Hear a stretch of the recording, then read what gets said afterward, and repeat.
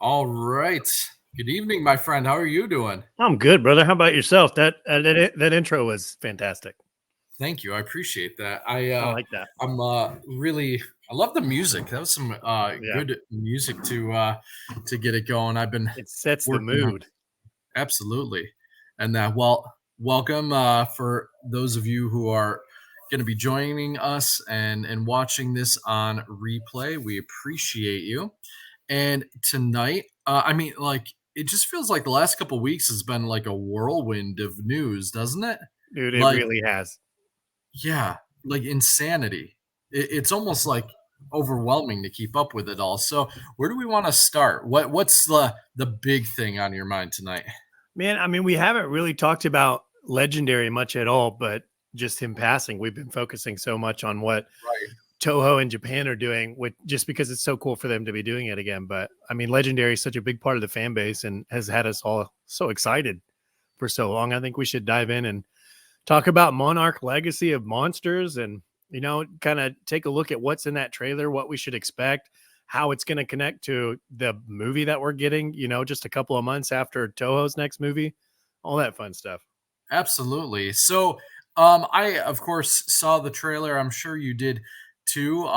At risk of getting us booted off of YouTube again, maybe we better not, watch that one like we did last time, just Yeah. because of the copyright So issues. yeah, But I what don't do you like think?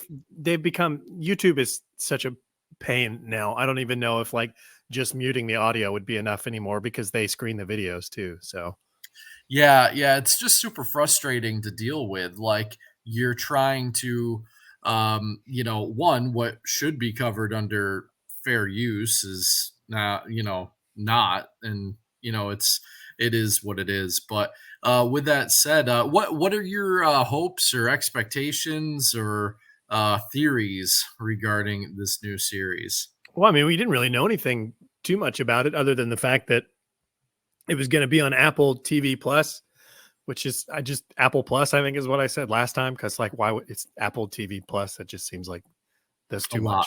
Just go with Yeah, Apple Plus, Apple TV. right. People know what Disney Apple is TV Disney is. Plus. They're not like Yeah.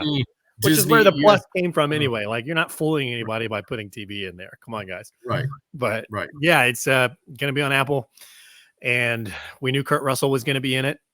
We knew there would be some continuation from the previous legendary Monarch Universe films. And outside of that, we didn't really know anything until the trailer hit. And it was really cool to see Kurt Russell's son in there, who is playing him many decades prior. I think they said the 50s, which is kind of strange considering how old Kurt Russell is now. I don't think Kurt Russell was in his 30s in the 50s, so I don't know like what they're doing there, but Yeah, it's interesting it's a concept. it's a show about giant monsters, so can't I don't really want to look into it too much, just enjoy it. But the trailer was sick. It was really cool to see John Goodman's character come back in from I King was gonna Kong. bring that up. Yeah, because I love John Goodman in anything. But you can never have too much John Goodman, and he's such an interesting, fun choice for that type of role. So that was really cool to see him in there, even if it's just like archival footage. And outside of that, it feels like everything that we've seen has just been like the glimpses of Godzilla, the shot with the school bus. It's pretty iconic now, and then everything else feels very Kong Skull Island. Um, Right. so yeah, what about you? What do you think after seeing that trailer? I still don't know what to think of it. Like I'm waiting for something. I want something to hook me a little bit, and I think it's interesting the connections to G14 and of course John Goodman's character.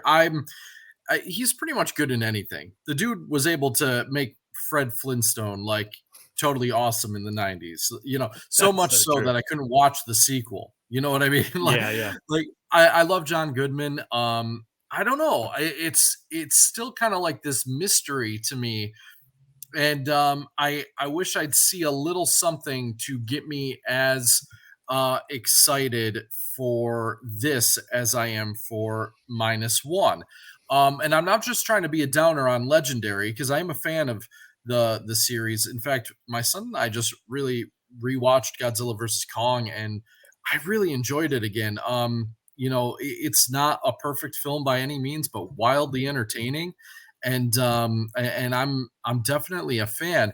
So I guess I wish there was just a little bit of something to really reel me in, especially because I'm not an Apple TV customer. So, you're trying to sell me on something which naturally I'm interested in, but I don't know if the connection to G14 alone is enough to really, and I'm speaking hypothetically because I am going to watch it, but Right.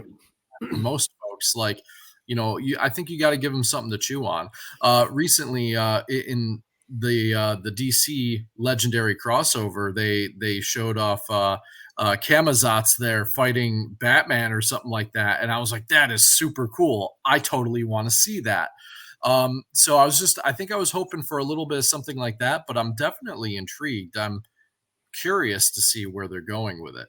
Yeah, I think that's a really good point, though. Like Godzilla is a big property at this point, especially in the Warner Brothers world. Like they're sleeping on Harry Potter because they drove it into the ground.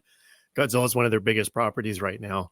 So if you want to get people, going in your collaboration with Apple TV and get them to subscribe and watch the show, we're going to need more than that trailer. But honestly, I think the only reason we saw that trailer is because the hype for Godzilla minus one was unreal and it was You're right. everywhere. So they were very smartly like, okay, well, let's at least get a trailer out there and start, well, the teaser trailers, the teasers for trailers that are a thing now, that have been for the last Yeah. couple of years. They were like, well, here's this 30 seconds so we can capitalize on all of the Godzilla monetization right now. And I think that was smart from a business standpoint. And it was cool to show people, hey, this is coming too. But outside of John Goodman, nothing excited me in it either. And I'm not saying that at all to crap on Legendary because, I mean, I love those films. I've got my big guy right there. The Absolutely. Absolutely. 2019, like I love those movies. So I'm just like, I think it'll be cool. It looks exceptionally well made. It looks better made than the movies, honestly, which is kind of crazy. But I don't know. Legendary, I've enjoyed everything they've done, but everything they've done has also been hit or miss, if that makes sense. Like I've enjoyed it all, but it also has not all been top tier. So it could go either way, man. I think, like you said, they're Yeah. gonna have to they're gonna have to show a full trailer or something to really like pull us in. Well, and we talked about this, I think, a little bit before. One thing I really would love to see them finally do is to do something with all the kaiju they showed off in King of the Monsters. Like, That's that was exactly what like I was thinking. yeah, like for they introduced all these cool creatures, and they're like, "Hey, Godzilla's your alpha," and then proceeded to forget all about them. Like, and I know, obviously Rodan coming back is probably a long shot, especially in the TV show because he's a Toho property. They have to pay for those rights and things like that. And but at the same time, like, there's no reason they can't bring back the other monsters. I think Scylla would be a really cool one to see. In the show, or really any number of them. Just do something with them. I was really surprised we didn't see any hint or nod to them in Godzilla versus Kong.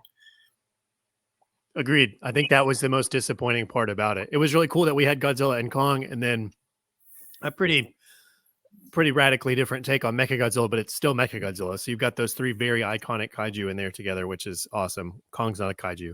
Excuse me, diehard fans, but you know what I mean. But yeah, man, I was looking forward to that too. And I know we've talked about this. I've talked about it a lot with my good buddies James and David too. But like King Ghidorah felt like he definitely should have been the climax. Like Godzilla versus Kong should have happened before.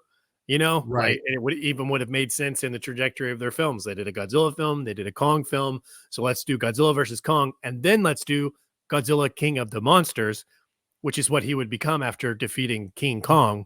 It would have all made sense. And then Godzilla and King Kong could have teamed up against King Ghidorah instead of whatever this random new creation we're going to get is. And that just like, dude, Right. that gave me chill bumps, even just thinking about that.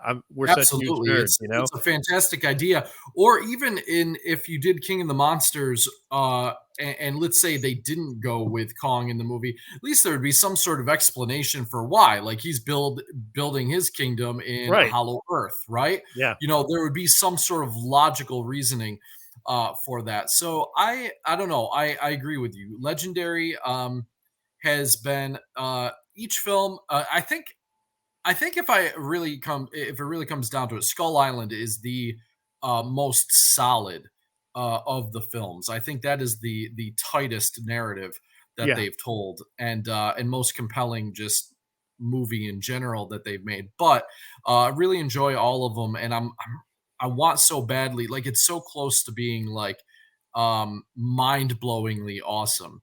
And I feel like a couple tweaks in each film of the Godzilla ones would have gotten them there in different ways. Oddly enough, they each have their own kind of unique flaws for that. But yeah, I want to see some of those other kaiju that you carefully introduced, or Tiamat is in one of the comics, and that Mhm. kaiju looks amazing too. Like just super cool stuff. But we did get a teaser for the new Godzilla X Kong.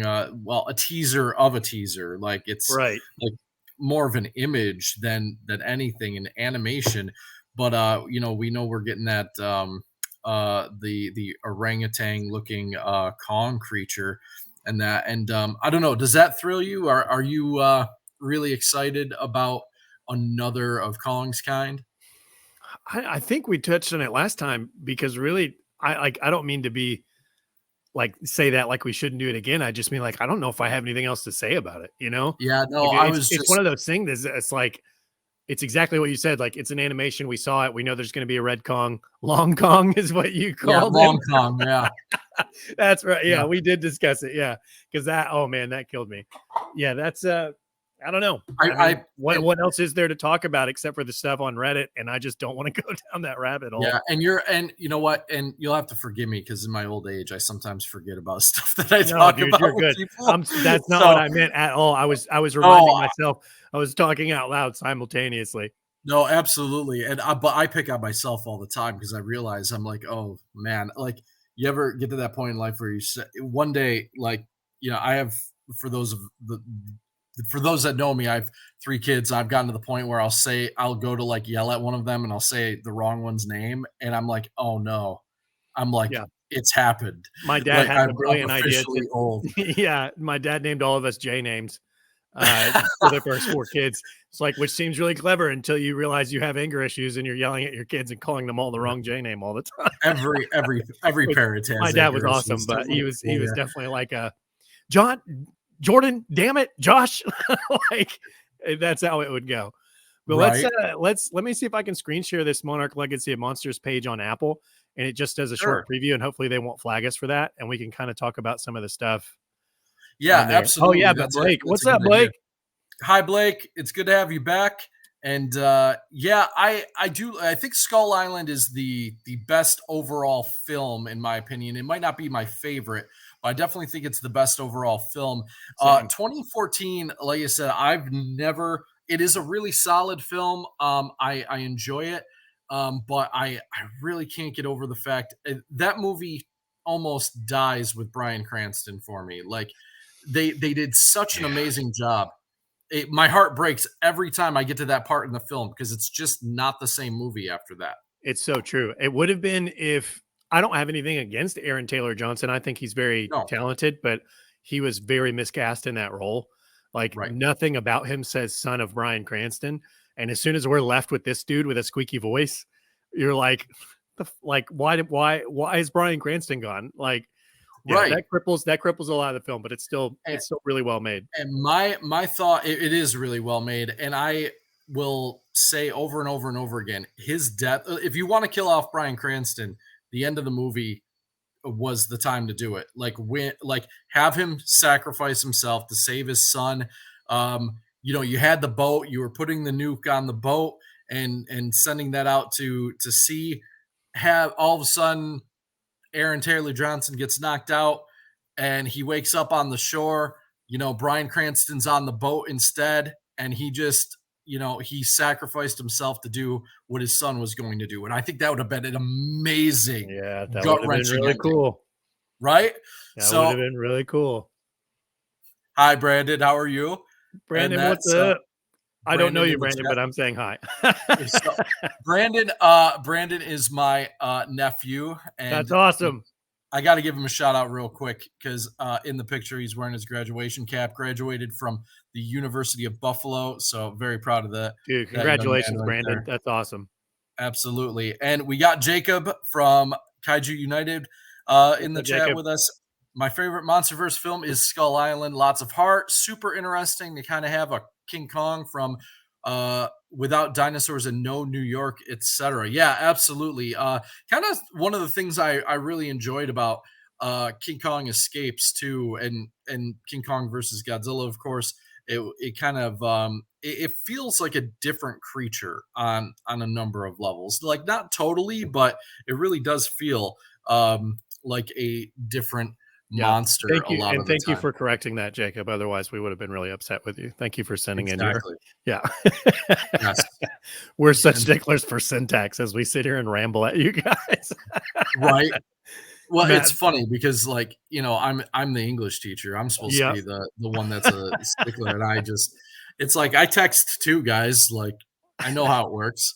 I agree You with know, everything you guys said about Kong Skull Island. It's my favorite too, which is funny because this whole universe is based around Godzilla, but the cast kicks ass. The script is kind of a mess in spots, but it's so entertaining that you don't really care. And because all the characters are so entertaining, um, like it's one of the best movies that pretty much all of the actors in there have done. Like I fell in love with Brie Larson in that movie. I thought she was incredible, and then she did Captain Marvel, and everyone was pissed. And I was like, I mean, I kind of see why, because this movie is just boring, and she's boring, which is weird because she's right. not a boring actress. Like, go watch Kong Skull Island; she kicks ass in that movie.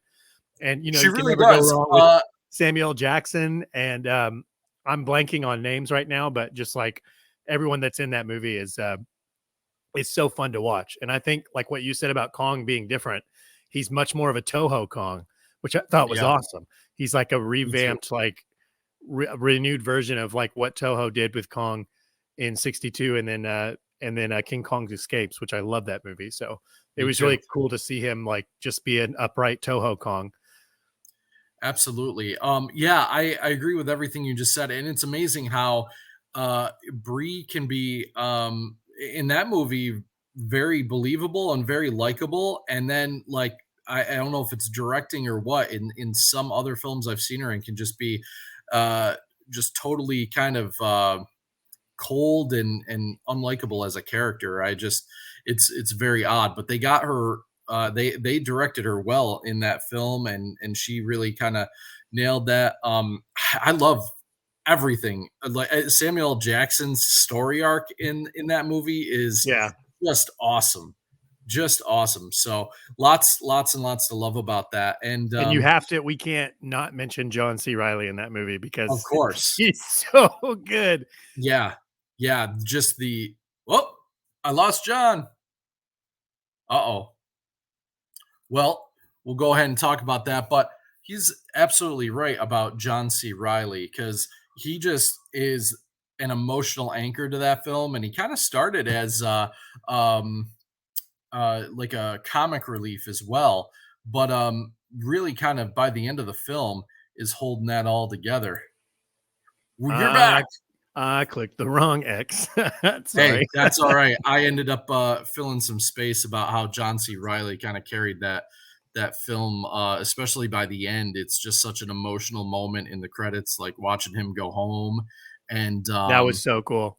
yeah, like he got his happy end, especially for so many movies where you feel like that the soldier that's been missing for 40 years, never really gets their happy ending. Or Mhm. I think one movie that sticks out in my mind is like Castaway with Tom Hanks, and he returns home, and of course his life is gone and all that. But that was kind of cool to see him get his due at the end of that For film. sure, yeah, and Tom Hiddleston was such a good action star in that movie. I feel like he doesn't really get to play that role very often, and we already talked about John Goodman. He's amazing in that role, and just, like, similar to I didn't think I would ever compare John Goodman and Brie Larson, but I remember watching another film of John Goodman's after that, and I was like, "Man, he's just, like, sleepwalking."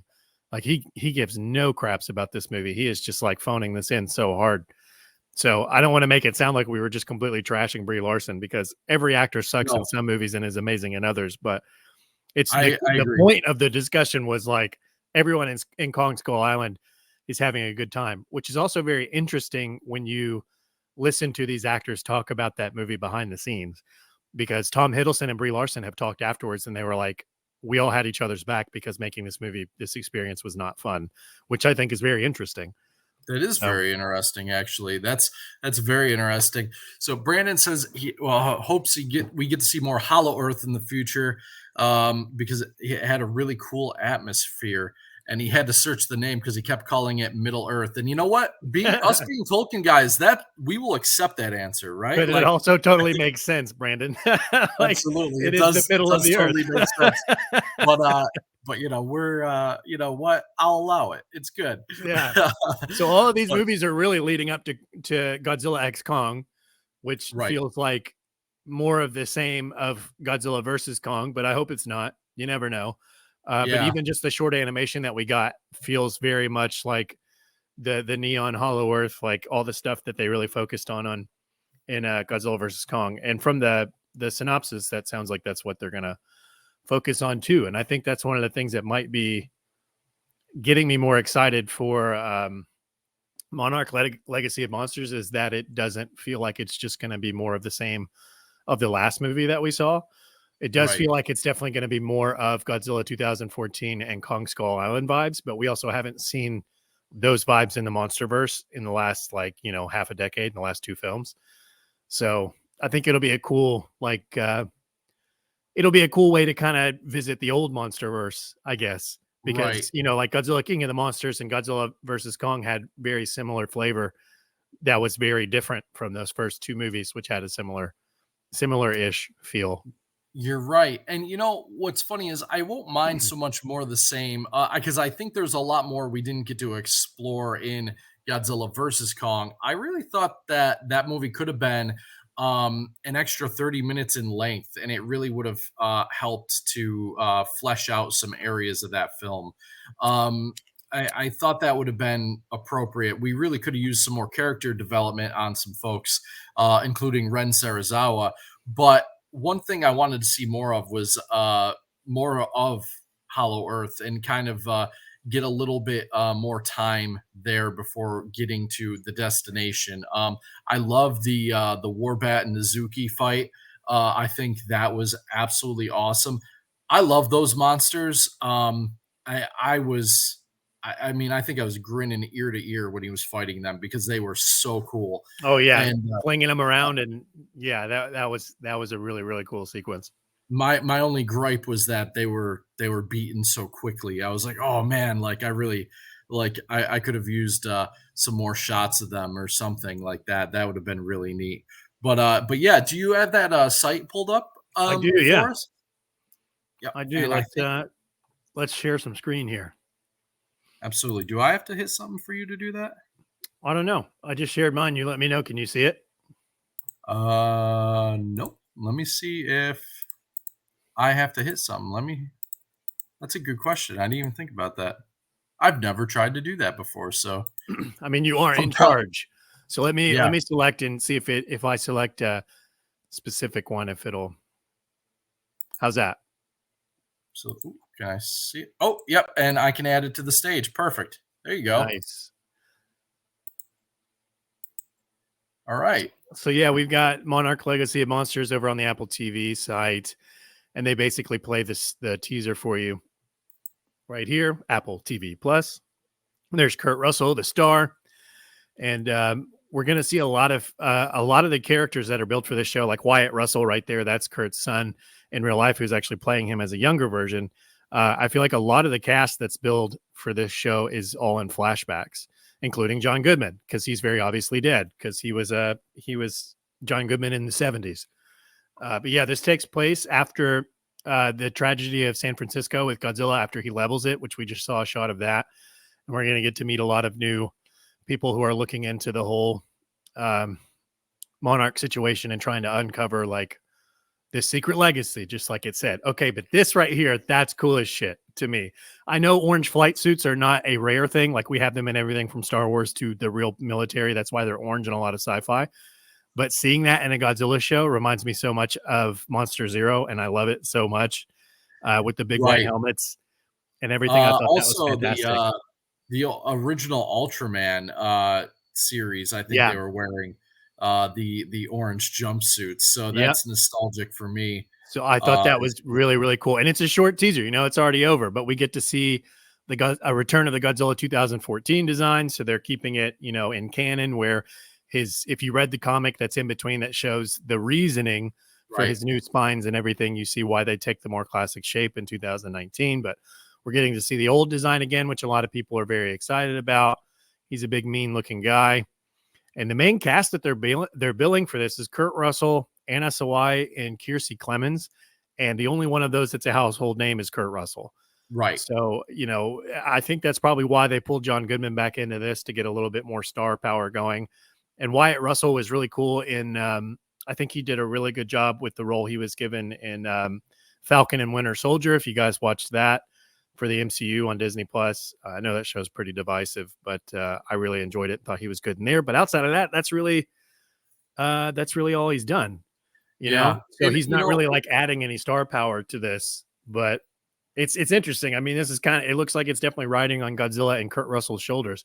But Matt, you right. like what did you think of like the glimpses of kaiju we saw in there? There are a couple cool glimpses of kaiju. There's the flying monster. We don't have any word, or no one's really. I don't think that I've seen said, "Oh, that looks like such and such from you know this comic or that." So I'm thinking that those are some different creatures that we haven't seen before. Is that your assumption, or On the do you have flying guy, yeah, I think so. The big spider dude that's like a mixture of a right? spider and a crustacean. He looks like the dude from King Kong that I can't remember the name of. From that brutal Right. scene where they're in like the bamboo forest and he just wrecks them all. Uh, Yes, yeah, I need to look up the name of that because I have no idea what he's called. I But can't remember it either, I mean, but yeah, that's it. That's the trailer. That's what we got. right. We got a glimpse of Yeah. some young cast members, some new faces. Hopefully they're all talented and engaging, and instead of making it feel like we're spending time with not Kurt Russell.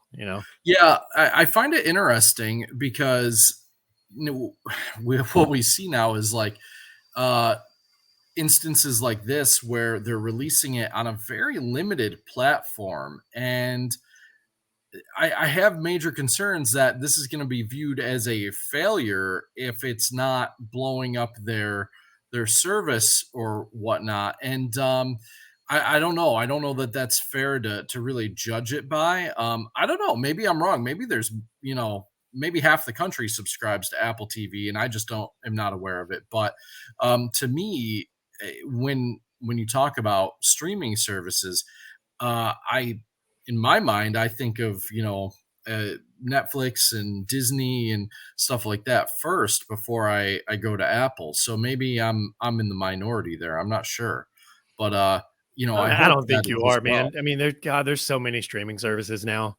I mean, Right. there's every major studio has to have one, or you're just going to fall behind. Like, I did a whole lot of work with Paramount Plus in my previous job and Paramount Network for all their Taylor Sheridan shows, and like that studio would be a dumpster fire by now if it wasn't for Taylor Sheridan's Yellowstone universe, and then them pulling that over into Paramount Plus, and they've actually had a lot of success with Paramount Plus. But it's just like all these studios that we grew up seeing their intros to movies, like they all basically have their own streaming services now, or you're dead in the water.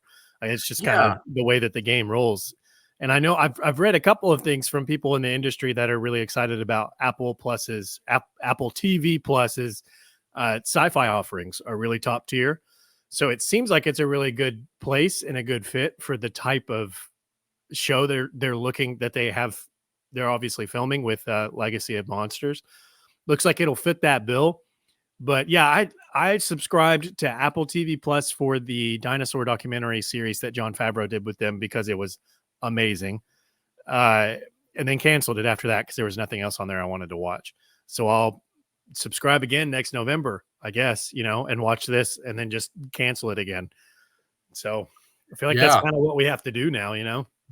Yeah, it is kind of interesting. Although I often wonder if it just encourages folks to channel their inner Jack Sparrow instead, like and go sailing the seas rather than shelling out for a subscription. Of Yeah. course, if you're not tech savvy, that might not be an option. Either for a lot of folks. So maybe I'm almost just like it's curious because with the Netflix stuff.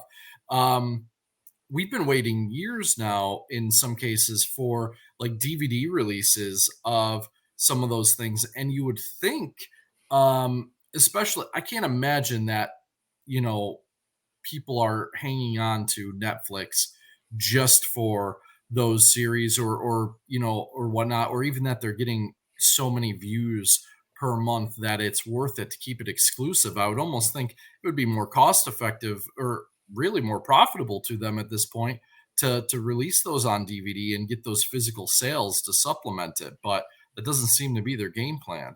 Yeah, you would think so. And my recommendation is always to be old school. And if you love something, always buy the physical release when it comes out, because Netflix, every streaming service will just can stuff when it stops performing for them. And if it hasn't Right, been released on physical media, you'll just, unless you PAIAR PR, I don't want to say the word, but if you want to Jack right, Sparrow that shit, right, we're streaming right now. For anyone else who also streams, you say that word, you can get flagged. right. But yeah, if you how you spell pirate? Pirate. I just wanted to prove to myself that I could do it. Holy shit. That I feel like you guys watched me have a minor stroke. So that was fun. Yay. Uh, but yeah, anytime physical stuff comes out, definitely grab it, because there's always a chance that it'll just get taken off of streaming now, especially because all these studios have figured out that they get massive tax breaks when they do that. So they're just dropping things left and right, and they're writing it off as a tax break. Like basically, they're saying we spent $10 million on this series and we're not seeing any return. And then they can write off every expense of that $10 million budget. It's so sketch, but Right, it's America. It's the American dream. If right. you have money, you can do things like that. But anyway, that's a whole nother subject.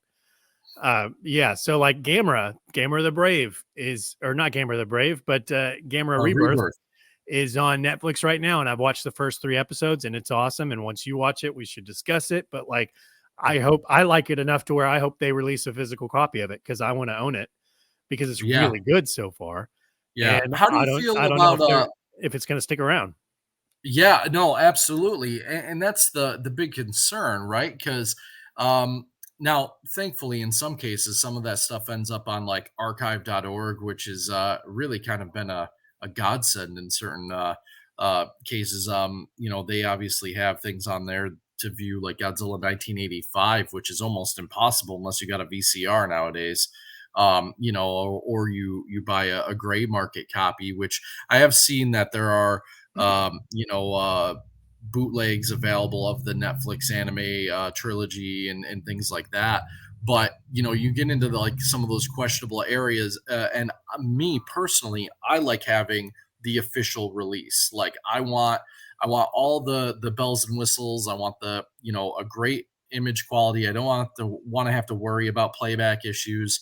You know, all of those things that come along with an official release is something that I desire. And I'm saying, I actually brought this up recently in my Gigabash review. You know, because it is a digital only game, and it is concerning to me because I've seen so many experiences in that realm, and where an experience disappears sometimes within mere months of being released.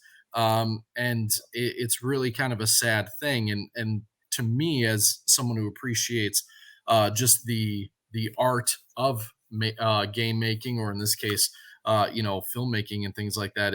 I don't want to see things disappear. That worries me a little bit. So yeah, to your point, I think that's a really interesting one, and hopefully Netflix will branch out a little bit, and we'll see some of those physical releases.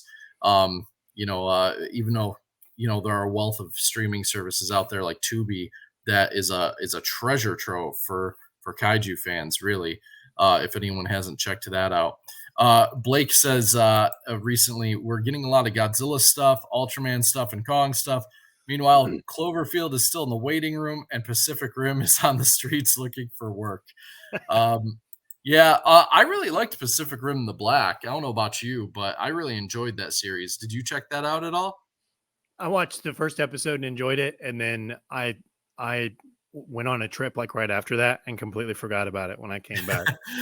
Yeah, Um, I don't know. Like I actually really enjoyed the second Pacific Rim film. I thought the first one was awesome. Um, and I thought the second one was really fun. But like, I wasn't. I'm not an anime person. I don't seek out anime. The only anime that I Me watch neither.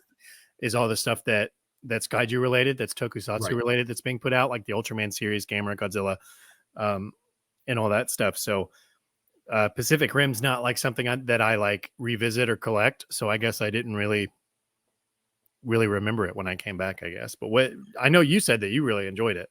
I did actually, and I should mention because I did get rid of Netflix at one point. I've only seen the first season, but I thought it was really solid and took it in some interesting directions. Uprising, I recently rewatched and I realized I didn't hate it quite as much as I remembered, but it still had enough in it that I was really disappointed with the outcome still. I think it was in the beginning, like it just there's some really dumb things happening right off the bat that are uh illogical. Like I get it. We're watching a movie about giant robots and giant monsters, right?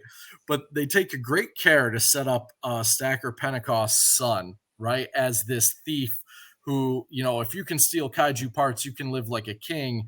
And they're like sneaking into this like high security like junkyard essentially, where army vehicles are patrolling and looking for thieves.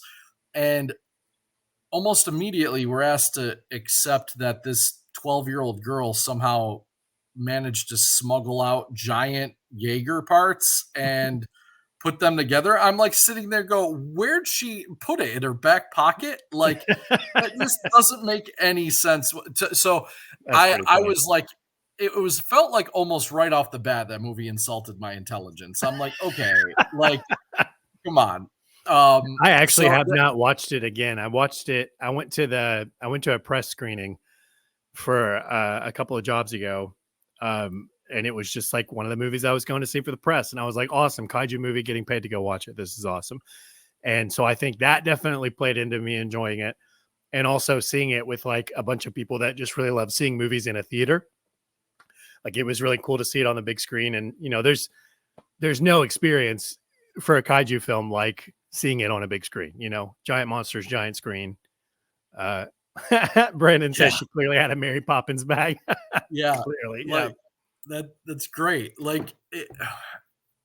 No, I mean, I like I said, I think I enjoyed it more the second time around, but there's just a lot of like really strange choices. The plot doesn't hold up as well as the first one by any means. So I'm still a little disappointed, but I realized I didn't hate it as much as I did initially. I think it was more I hold the first one in such ridiculous regard. Like I love the first one. I'm a big fan of the anime series. Like you, I don't seek out anime, but I watch it if it's related to something we're into. And but at the same time, like this just fell short and they weren't really careful with it. Like I felt like they were being careless with it, and that really made me angry initially because I think it's a really cool property and has a lot of there's a lot of stories to be told in it, and Yeah, for unfortunately, sure. And that first one is such a Guillermo del Toro film. And I love everything that man does. So whenever you Mhm. hand off a sequel to someone else, to a different director, which was the case with Pacific Rim Uprising, it's never going to feel the same. And I think it definitely Right? kind of suffered from it. Definitely felt like it was made for profit and not for creativity. You know what I Yeah. mean? But Yep. it was still Yep. good enough to be very entertaining, which is Yeah, not I always feel the like, case. yeah, it was entertaining. Like when you said for profit, like I, I, I don't know. I get the vibe like that scrapper Jaeger, the little one that she built. Like I feel like that was just I don't know, like it was to appeal to a younger crowd or something, Oh, for and get sure. them into it. But then they barely did anything with it, through most of the movie. So it was really interesting. Right, yeah, if you're Uh, gonna put in a character to try and sell a franchise and toys to kids, like, you should probably actually, like, release those toys and do something with the character in the movie, you know? Right, right, and Blake says some of the ideas in Uprising were Del Toro's, and I agree. It was really interesting. Um, my one of my questions was, and I don't know if this occurred to you, like when Mako, from who was one of the few returning characters, Mhm. when she dies, and spoiler alert, like, but I don't know, that movie's been out long enough now. I feel like we're Oh, safe, yeah. right? Yeah. But when Mako dies, she sends like the message, and it looks like a kaiju head. And instead of a kaiju head, it ends up being a place. And they go to the place, and then they fight Obsidian Fury again. Um, my question is like, how did she know anything? Like this Jaeger kaiju hybrid just shows up out of nowhere, and attacks everyone. And I don't know. You wouldn't, as the leader, you wouldn't have shared some of that information with other people. Like if you knew something was out there, kind of thing, maybe prior, and I don't know. It just seemed really weird. They go out there. There's this factory, and then we never really see what's inside there. I assume that was Newt's base of operations for manufacturing some of his stuff, or at least keeping some things top secret, but they never really elaborated on it, I don't think.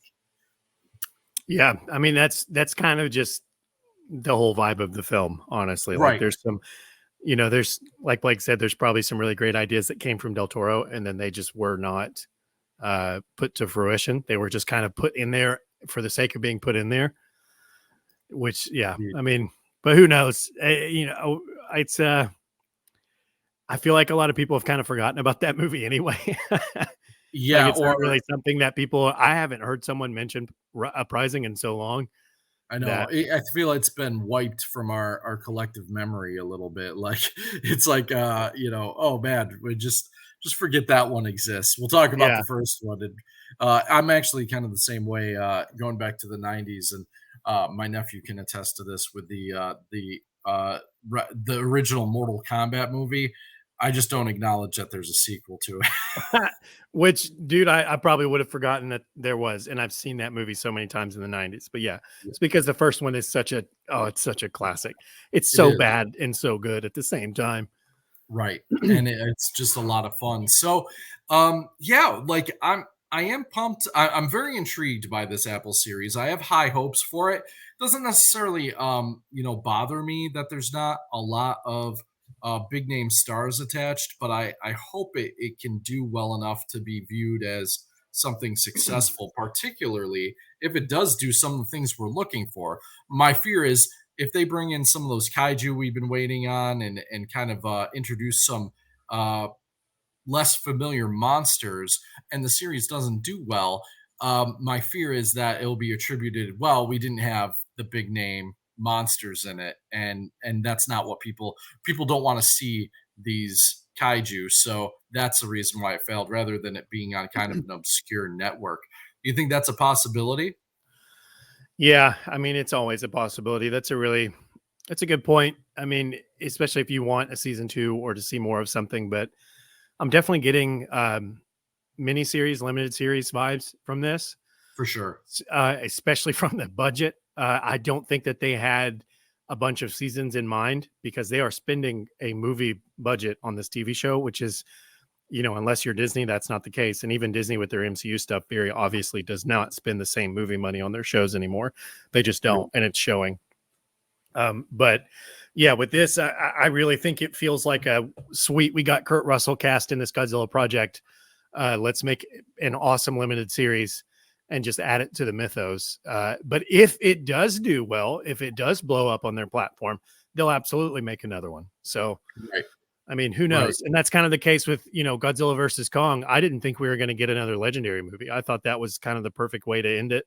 And then Toho was going to take over the reins from there. But, Godzilla versus Kong did so well during the pandemic, when nothing was doing well in theaters, that they were like, well, we've got to make another one now. And Which, that's a great point. And I can't remember being so hyped to be back in a movie theater oh that man, as I same. was for that film. That was so And cool. we actually that year we have a Tinseltown about half an hour, 35 minutes from here.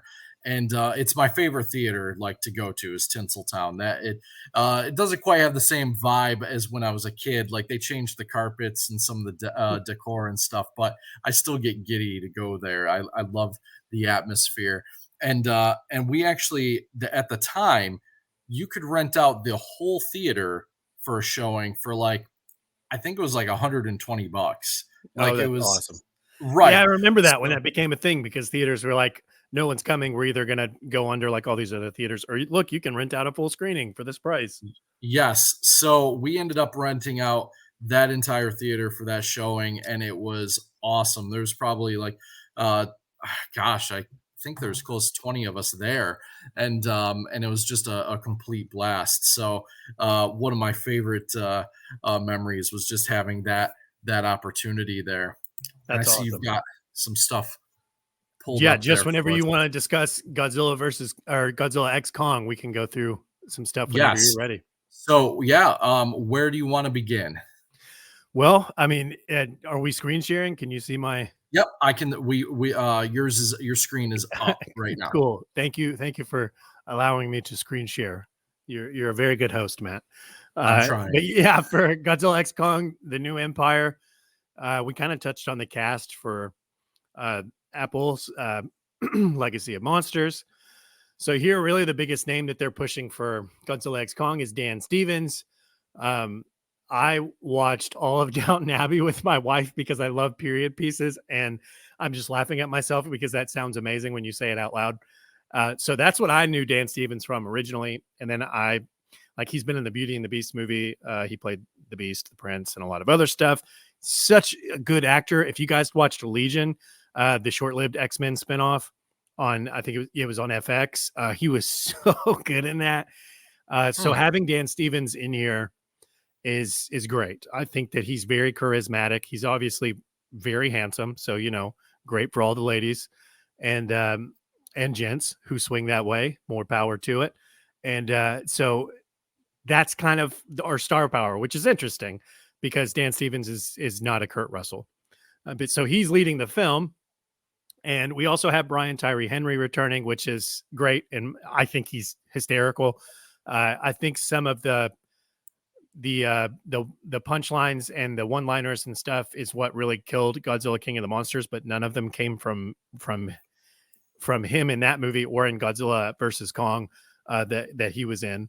I never felt like any of his one-liners took me out of anything. Like he has such natural comedic timing, so I was really happy to see that he's Yeah. coming back after Godzilla versus Kong, and that we're not getting a bunch of the people that delivered really shitty one-liners in King of the Monsters.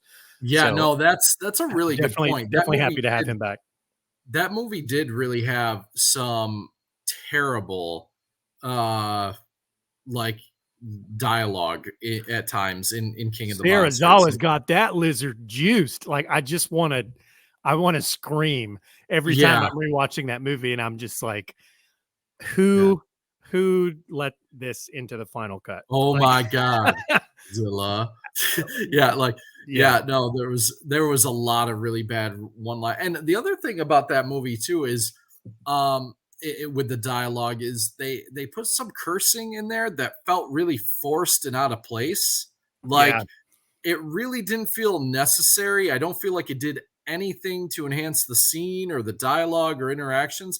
It just felt really weird. And it was kind of like almost jarring when it happened because it was one of the, like, I don't know, just so odd.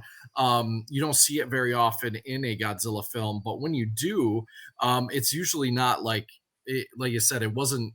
I don't know. It feels like it's more natural, and that felt like, oh, we just want to put swear words in here and make it kind of edgy. I don't know. Did you get that vibe? uh, I would have to watch it again. I'm Sure. one of those people that unfortunately has had to learn in my old age to swear less because I cussed like a sailor as a young man. So I don't know. Maybe that stuff doesn't like it's. I think it might be in one ear and out the other. But I bet as an English teacher who is dealing with students every day, you were probably like, that feels unnecessary. Yeah. And Well, if it's if it funny. is unnecessary, then it makes the film feel juvenile instead of the opposite, which is usually what people intend. They're like, oh, we're going to put some mature language in here will be super edgy and cool and adult. And it's like, no, it makes you sound like a 10-year-old. you know? Right, and that's really the vibe I got from it, and as a writer, that sticks out to me, Hmm. like, kinda like a sore thumb, and likewise, like, when you talk about swearing in your youth, I mean, by all means, did I had nowhere, close to a clean mouth, growing up, but, it's just funny, from a writer's perspective, I felt that way, and, Blake is very excited that Bernie's back, uh, the guy who buys all the bleach. Yep, there he So, is. yeah, Good stuff. we're excited too. I really liked her in Godzilla versus Kong. I thought Yes. she was phenomenal. Yeah, so this is Rebecca Hall. Everyone who's returning is returning from Godzilla versus Kong. We don't have anybody that's going any further back. It would have been, I thought Sarazawa's death scene with Godzilla was awesome. So I'm not bummed out that he's not around anymore because that was such a great death scene. That was the highlight of that movie to me. It would be really cool if his son wasn't a piece of shit and very underdeveloped in the next movie, but that's a Right. different topic. But we got some really great characters in Godzilla versus Kong. Rebecca Hall is tremendously talented. She's awesome in everything that she does as well. So she's back as Dr. Eileen Andrews. She's the anthropologist linguist who studied Kong on Skull Island. And we also remember her as the adoptive mother of Gia, and Yes. who is also returning, which is fantastic. Kaylee Hoddle is such a cool young lady. She's been doing a lot of the fan and con circuits. She's been doing a lot of signings for a lot of people, both here and Japanese guests are really excited to meet her, which I think is super cool. I think that we as a fandom have made her feel very welcome, which is awesome because a bunch of the neckbeards in this fandom can be really terrible to women, and especially young women Yeah. and young ladies that want to be into this stuff. There's a lot of gatekeeping. I know I don't have to tell you guys that, but I feel like we've really turned a new leaf over the last couple of years, which is why it's one of the reasons I've got back into this stuff because it doesn't feel nearly as hostile as it used to, which I think is really great for people like Kaylee Hoddle who can actually go out and enjoy going to cons and meeting fans. Um, and it's just really cool to see her back because she was so good in that movie. She has such a screen presence and such an energy. And, for someone who is not even essentially speaking the same language as the majority of people that are watching this movie, I mean, I don't know sign language. I Right. know a couple of signs, but most of us don't.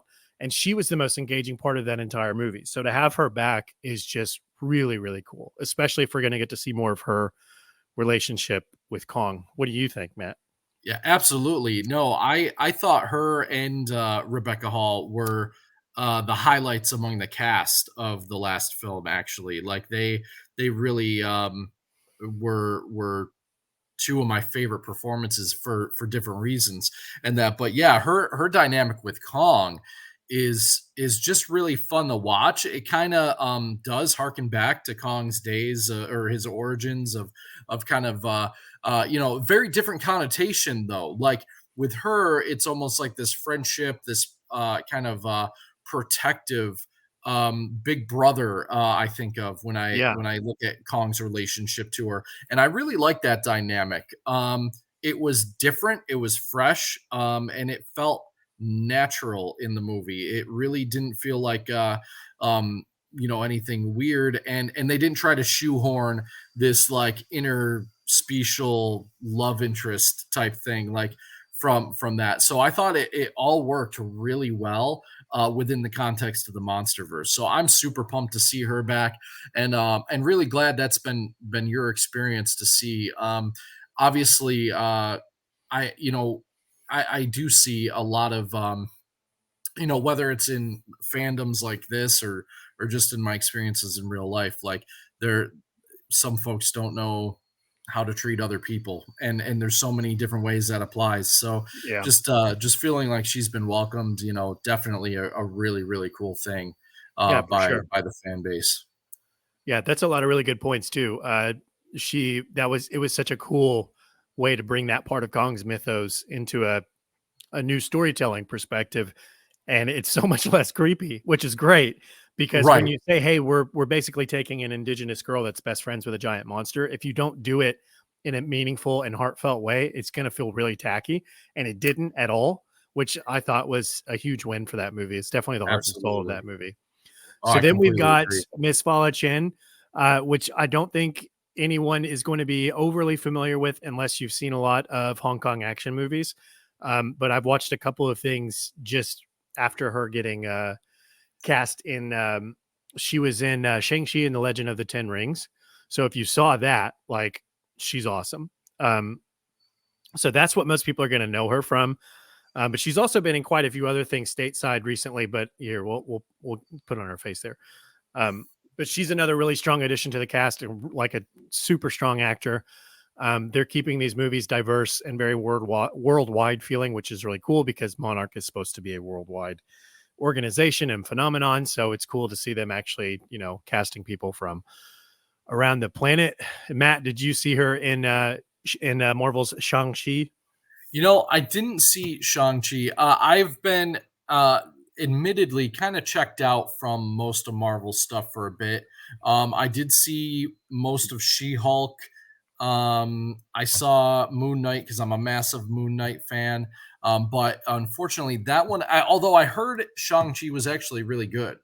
It's awesome. So if yeah, I used to be, I know you used to be the same way too. Like I was at every midnight premiere of the Marvel Right. movies pretty much growing up, through college and then early adulthood and stuff. And I just lived by them. And then the Avengers, Infinity War and Endgame were incredible. And then everything just kind of dropped off a cliff, except for Shang-Chi. And then Spider-Man No Way Home was, oh my God, it was so good. Oh, that movie was I so good. admittedly to and we'll divert the train from kaiju for half a second because I want to touch on that.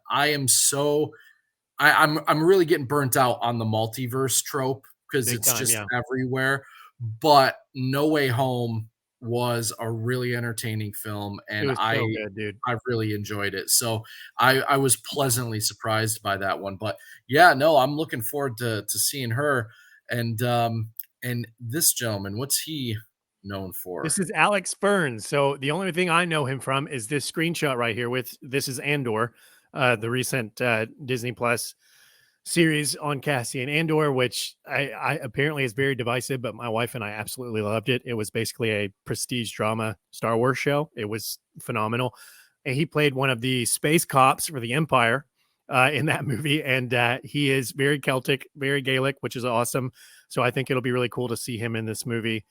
Um, but yeah, it says right here, like in the UK, he's done a lot of stuff. EastEnders, which is a really popular show over there, a lot of other stuff. But It I mean, looks like I he think was it'll in be the really cool Batman. to see a strong Scottish actor a Godzilla movie. I think that'll be awesome. Absolutely, absolutely. It looks like a really solid setup. I am a little disappointed. One of the downfalls of the previous film was I didn't really think they used the Russells, both father and daughter to Mm, uh, you know the way they should have. Like mhm, it almost felt like they were kind of just tacked on. Um, Especially her father was almost like an afterthought in the mm. movie. So they really didn't kind of capitalize on them a little bit. So I'm okay. We're seeing a couple returning characters, but I really hope they do Irene Andrews and Gia a little bit more justice in this sequel than we got with the father daughter Russell crew in the last one. Yeah, it's pretty interesting not to see them in the movie either, because they were definitely the heart of this, like the modern part of the Godzilla franchise for Legendary. So it's weird to see them kind of just dip Suddenly, out. that's But I guess they've kind of done everything that they could with those characters. So I guess it's kind of good. If we're getting, I think it may be because we're getting uh Kaylee's Gia and right. Rebecca Hall is Dr. Andrews back, and that's kind of a very similar dynamic, and it's kind of a better one with a much more direct relation to the kaiju in the story. So Right. maybe that's a good trade off. I think it is in my book. I think it is too. They were much more compelling in Godzilla versus Kong, and really, truth be told, I think that they were much more compelling than in the first than those folks were in the first or excuse me, the prior film, Godzilla Hmm. King of the Monsters. Like, Yeah. it definitely had its moments. Don't get me wrong. There are some really cool scenes in King of the Monsters, Oh yeah. but it was much more of a mixed bag with the character development and things like that. So kind Yeah, of for sure. interesting to see them drop. Do you think we're ever going to see them capitalize on the ending with Ghidorah's head, where because we well, and maybe the logic is that we already have seen that in Godzilla versus Kong, Mhm. but we still have this eco terrorist out there who had a Ghidorah head, and it doesn't seem to be the same one. Or do you think it is the one that we see That's the in? impression I got. My impression was that they brought the Mecha King Ghidorah mythos in and kind of mixed it in with Mecha Godzilla proper, and used the head as part of that whole that whole mechanization. Gotcha. Yeah, So I mean this that's like that. That's businessman. how I took it. Like that was their way of shoehorning that into the plot in a very very passive way. Yeah, that's interesting because I really was like wondering, well, because there was some speculation that there were more Ghidorah heads lying around the planet from when back before Ghidorah was first frozen and things of that nature, or just a variety of different things, theories that had come up about that. So I was really curious what your thoughts were. I was a little sad we didn't get to see this eco terrorist then at least make an appearance, or at least a passing mention to kind of tie that all up in a nice little bow for us. Yeah, that's true. It is also pretty fitting, though, to think that one of these eco terrorist types just ended up selling their Ghidorah head to a giant conglomerate corporation because that checks out with me in a reality sense.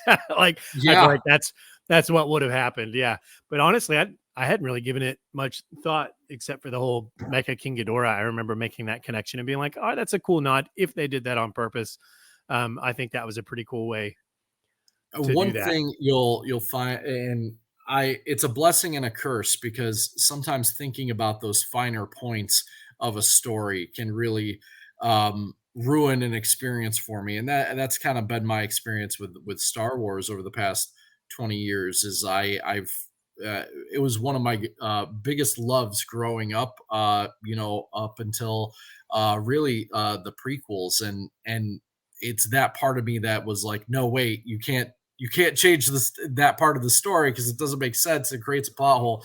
Like that became difficult for me. So it's a blessing and a curse. Like Yeah. sometimes it's nice to be able to shut that off and just watch something. Right, for sure. And I mean, honestly, that uh, just seeing Taika Waititi's name come up here kind of reminds me of that too, because I really enjoyed the Thor movies until he started just making them a bunch of fart and dick jokes. And Right.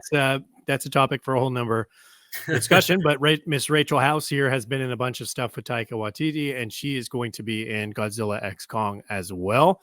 Awesome. And this is a shot of her from one of the Thor movies, um, which that's a whole nother episode That of actually something has a right very there. Star Wars vibe to it. Like I almost Yeah, thought this is that was yeah, it's like very Star Trek, Star Wars, like uh yeah.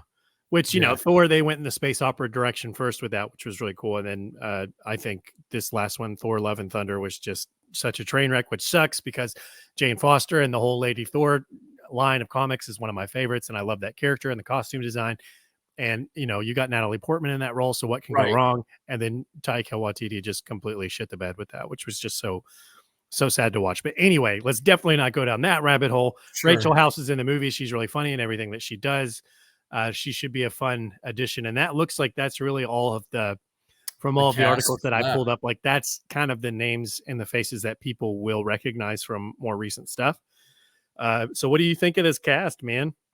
Who has you I'm excited? excited. Like I said, I am pumped for this film. I think that they have consistently, um, I really do. I think that Monsterverse has consistently pumped out some really great additions to the genre and to Godzilla's mythos. I hope this will be the case. I hope they're just not phoning this in and expecting it. Oh, well, we're just going to grab the cash while it's there. Although that is a fear of mine. And yeah, I like I said, I was completely entranced by Gia and Irene Andrews in the last one. So I'm looking forward to them coming back. I thought they were two of the best characters in the entire film. I thought we could have cut some others and developed some others better, but those two were really my emotional anchor for that film. Definitely. Same here, Yeah, man. And I mean, we could show the trailer, the teaser trailer, but it's been around for so long. I mean, everybody's seen it, and it's right. if there's not really much to discuss there that hasn't been discussed to death. There's Long Kong, and then there's the two skulls, and the Yes. very very Mortal Kombat feeling title, which I think is pretty awesome. Like it's very like retro '90s feeling, which is fun. Yeah, you know what's funny is with Long Kong and the skulls and stuff, I almost got like a bit and actually I kind of have this desire to do a let's play of this game at some point in the near future. So maybe we'll try to get a big old round table and we'll all sit around and like we'll get, everyone together and we'll all talk while we try to watch me beat the snot out of a video game. But I got a little bit of a Primal Rage vibe. Do you remember that Yeah, game? of course, man. Primal Yeah, Rage was, oh my god, what a yeah, what a classic, dude. And yeah, the action absolutely. figures that were so rare but so well made, man. I I know, had a I bunch of know. I've those. been Love those figures. really just thinking more and more about that series, just because, it's actually inspired me a little bit with another story idea, that I have. Very different direction, I'm going with it, but it was just such a fun game and really one that my friends and I dumped hours into, kind of in the same vein as Mortal Kombat back in the day. So that would be really cool to see that come full circle and maybe get its own movie or something like that. I think, Dude, that would be sick. yeah, if it happened for Rampage, I mean, we can cross our fingers, right? That's so true. You know, but, real quick, Blake says, "When are we getting a Primal Rage film?" I don't know, Blake, maybe I'll hopefully I'm really just, prophetic here and, it'll come true, for us, but, some new content in general would be great. Real quick, did wanna, just kinda you and I had talked briefly about, the Kaijutopia name. I kind of pitched an idea to you about it really becoming a hub for kaiju projects that are not mainstream. And I think you were really intrigued by the idea. I'm kind of excited about it because I feel like if I'm a someone who's like, where can I go to learn about stuff that I might have missed, right? That just isn't being produced by major labels with big name kaiju in it. I thought that was a really cool concept, and it allows us to fill a niche. So, did you have anything to add or elaborate or No, your I mean, thoughts on that? I definitely want to reiterate that I think that's an excellent route to go. Like, I know I've tried to help a lot of people with smaller projects promote stuff on Screonk in the past, but um, I haven't built any sort of database around that kind of stuff. And that's exactly what you could do with Kaijutopia. And I think that is a really brilliant idea. And I think that would get a lot of a lot of eyeballs for the right reasons. Right. It's if you're going to do a big project, it's always great to fill a niche, fill especially one that is empty. And I don't really think there's any sites out there that are, if they're doing it, to be blunt, they're not doing it well enough for them to really like jump to mind. You know what I mean? Right. Like no And one's no and one's nailing it. So I think I there's a and I don't really think anyone's doing that exclusively. Like, I yeah, think a right. lot of obviously, we have folks out there that are supporting, indie projects and stuff like that, but, I think, that would be, a really cool thing to do. So, hopefully, for those out there watching this, on the replay and Blake, hopefully that's intriguing to some folks. I'll be curious to see if we get any feedback on that idea. Already, I've talked to a couple of folks with projects, and they'd be interested in kind of uh, being a part of that first initial circle to be Awesome, man. promoted through there. So that would be really cool. And then, of course, the next time we get together, I'll have finished the Gamera anime, and we can discuss some of that. What else? What might we want to hit next time around? I think Gamera, man, it's been such a long time since we've gotten anything Gamera, and that show, in my opinion, is real good. So I think once we both finished it, it'll be a good time because everybody else has had time to watch it too. We won't have to really Right. worry about spoilers or anything, and we can kind of just have like a regroup discussion of what everybody thought of the show and how cool it's been just to see Gamera even back at all in media because it's been Yeah. so long. It's been since what, Two 2004? Or I think The Brave was 2006, if I remember right, but I could be 2006? wrong on that and that, I could also but be it's wrong. been a Let's really long consult time. Google. Yeah, 2006, you're correct. Not so uh, I wasn't sure, but I was fairly, um, confident, and the shame of it was, like, I think The Brave had a cool concept, a couple missteps, maybe that made it, maybe not have as much, appeal as it could have had, but I do enjoy that movie. I think, it had some cool kaiju, and it was just shocking because I don't think any of us back then, like, well, really, it'd been almost, it'd been several years since, it'd been 7 years since the prior Gamera film, but I don't know any of us thought we'd be waiting this long. We got that teaser a number of years ago where Yeah, Gamera 2016, I think it was, where he fights the Gauss, and it looked incredible as this, proof of concept, and nothing, just radio silence from there on yep. out. And I'm just like, man, that looked amazing. I was so pumped for that. So It yeah, did, I and think this that'll gets be a me great yeah, show. this gets me really excited to do a Gamera discussion. I think that's a perfect topic for the next show. I think so too. I think we could easily fill an hour doing that. John, it's always a pleasure. Like I said, I think we could make we could talk about just about anything in the genre and make it work, and it would just be a total blast. So I would just appreciate you making time for me, buddy. Same, dude. Thanks for hosting. Thanks for doing this for everybody, and thanks for having me, man. It's always a blast. Love talking to you, dude. And thank you guys so much for watching and commenting. You guys are awesome. Absolutely. Thank you guys, and we'll see you next week. Have a wonderful night. See you, everybody.